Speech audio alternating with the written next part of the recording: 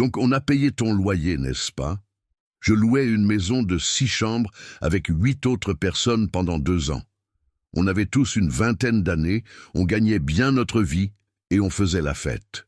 Le propriétaire ne voulait pas gérer chaque personne individuellement, donc il a été décidé qu'une seule personne serait responsable du paiement du loyer pour nous tous. La personne qui payait le loyer, Dave, payait aussi le dépôt de garantie initiale. Dave avait des parents riches, donc il avait toujours de l'argent pour nous aider, et tout le monde était d'accord pour dire que c'était un mec sympa. Dave a promis de payer le loyer du dernier mois pour nous tous si on nettoyait bien la maison 600 à la fin du contrat. La maison n'était pas complètement détruite, mais elle avait besoin d'un bon nettoyage, de décoration et de quelques réparations pour récupérer le dépôt. C'était l'équivalent de 6 mois de loyer, soit 3600, ce qui était beaucoup dans les années 1980. Donc on a accepté, malheureusement pour Dave.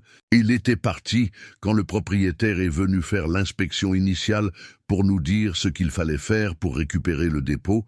Et dans la conversation, il s'est avéré que le loyer était divisé en 8 parts, et non 9.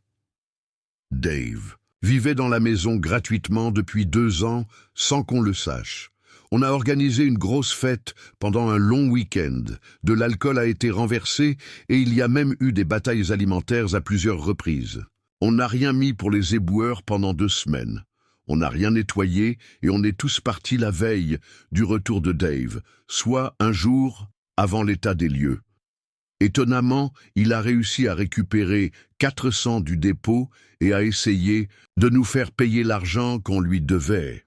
Il a abandonné après qu'on ait menacé d'appeler la police s'il poursuivait.